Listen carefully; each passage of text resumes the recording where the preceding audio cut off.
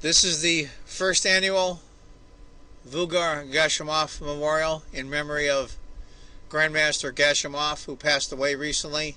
This is the first edition, 2014. Great loss to the chess world and to the human world as well, both. He was a really good guy and a great chess talent. He will be missed. It's funny, the good ones seem to go first. Oh well. Hi folks, John Cordisco back again. This is a great game. Great game. Round 4 of the Gashimov Memorial. Grandmaster Gashimov of Azerbaijan. He just recently passed away. Great guy. Huge chess talent. What a loss to the chess world. It's a shame. The young ones seem to go soon, too quick. Anyway, this is with Fabiano Caruana, Italian-American representing Italy as white, and current world champion Magnus Carlsen as black. I'm going to spoil it for you, but it's not going to make any difference because Fabiano Caruana, my opinion of him has gone up dramatically. Dramatically. I know he's always been a great player. I've always said that. I never had a problem with that. But I think that this game shows this kid has matured a lot. He's going to show his endgame technique. He's going to show he has patience. You're going to see. Let's get to it. Caruana is white. Carlsen is black. It's going to be at Berlin. I'm going to go through the first few moves here we've all seen a million times. Castle, knight takes, pawn, d takes, knight f5, queen takes, king takes, h3, h6, rook to d1, check, king to e8, knight c3, bishop d7, bishop f4, rook, knight, bishop. I've got my Fritz 13 computer on off screen. It's the usual, typical, just under a half pawn advantage for white. You're going to see later in this game the patience, the real patience that this guy has, Caruana. And then on my channel, I have two channels. One is John Cordisco, and one is John Cordisco Chess. John Cordisco Chess is going to be the channel that's going to show the press conference that's after this game between the two players. Interesting. Anyway, enough of my gabbing. G4, knight moves off, knight takes, bishop takes. This is typical stuff. These guys have seen this many, many times. Vladimir Kramnik's getting his wish. His wish was to play to Berlin and stop everyone from playing e4. He may get his wish before the end of his life. King to g2, bishop e6, f3, b6, b3, and this is a move I think was a mistake for Magnus. c5. Immediately Fabiano Caruana plays c4. Now let's look at this for a minute. Well, if black could castle, he would be fine. The problem is he can't castle. The king's already moved. His rooks aren't connected. He's got the bishop pair to be sure for black, but he's struggling. It's tough to play this position from here. Rook to d7, bishop g3, bishop e7, rook takes, bishop takes, knight c3. Now look at this beautiful spot for this knight, either here or here. Nice. King to d8, knight to d5. Great square for that knight. He could probably move here, but it cuts off the scope of the bishop. So he doesn't really want to do that. So basically the only move he can do that's worth anything is rook to e8. Then after rook d1, king moves over again. Another tempo. I think wasted. If he had played c6 instead, knight takes, rook takes. And that's a tough position for Carlsen. After knight to c8, well, let's look here. What would you do? Would you take the bishop right away? Would you go f4? King f2, moving your king in.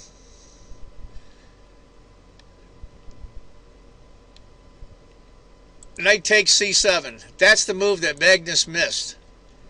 Because after knight takes c7, if he plays rook takes, king to f2, a4, that's not much. After knight takes c7, rook has to go to d8. If the king had taken e6, check, discovered check, double attack, and you're doomed. Absolutely doomed. I think Magnus missed that, and I'm really surprised. He has to move the rook, the knight comes back. Now he's up a pawn for free, or absolutely nothing. And I think that affects you psychologically, especially if you're the best player in the world. Rook d8. He knows he's having a tough time now. He might be able to pull off a draw, but he knows he's losing. He's down by almost 2 points on the computer. He's got a tough position and down a pawn. This, by the way, if I'm not mistaken, will be his first loss in what I call classical chess, non-rapid, since he's been world champion. Bishop e1. Good spot for that bishop.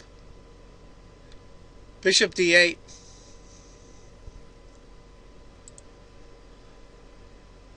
Bishop c3. Bringing his bishop around. Slowly turning the screws. Not getting too excited. Just slowly improving his position. Shows a lot of maturity. You're playing Magnus Carlsen, world champion. Fabiano Caruana is a world-class player. And he's lost against Magnus before several times, and I think he's won once or twice. But this shows great maturity. g6, king g3. I mean, he's just got Magnus pushed back. Magnus is on his heels. An uncomfortable position for any player, especially Magnus. He's just not used to it. Magnus lashes out with b5. He's trying to open up the position. He's trying to get some counterplay. He's basically just sitting there. There's nothing he can do. He's trying to open up the position. C takes, B takes. Knight e3. Just improving his piece. This is a great spot for the knight too here. Rook e6. Trying to get his rook out. Trying to get something going. f4. Just slowly but surely. Rook a6. Now he could probably go a4. But this pawn here ends up being a target later. So he resists the temptation. He just moves his rook to d2. h5. He's trying to open that up. Pawn takes, pawn takes. Now at this point I want to say that we're on move 34. Fabiano, as white, was running low on time. The time control was at move 40 at the end. And I think Magnus was just trying to open it up, just trying to attack, mix things up, make them complicated so he would stumble in the time scramble. Knight to f5. And this is where I think Magnus makes his mistake, one of his mistakes. He plays rook to g6 and immediately goes up to almost 3-point advantage currently now for Fabiano. Computer has suggested h4 check. Then after king moves back, king to c7. I think what Magnus was looking at is, you're looking at coming the bishop here, or here, for this diagonal, moving this bishop, this diagonal, and between that and the rook. That's what he was going to use for his counterplay. Wisely, he goes king to h2, and not king to f2, which would have put himself right in the fire with the bishops. Bishop c6. Magnus is looking for counterplay. He's desperately trying. He's a great player. Knight d6 check. King has to move. f5. He's slowly creeping his pawns up. Rook g8. Now there's 2 more moves left in the time control. I think Fabiano's down to a minute and a half if I recall. He just pushes on f6. Cuts the scope of the bishop. Controls some key squares. Bishop b6. Just like we had talked about. The 2 diagonals. with the bishops and the rook here. Don't count Magnus out. Rook to f8 isn't really that great, because after knight takes, bishop takes, e takes, rook takes, he's doomed. White is doomed. Or excuse me, black is doomed. After bishop b6, knight c4. It's just trudging along. I think knight takes was a better move than h4. Excuse me, c4 than h4. But I think with the time restraints left, he made the right move. Now we're at move 41, knight d6. Took a long time with that move. Rook to g8. Knight finally takes.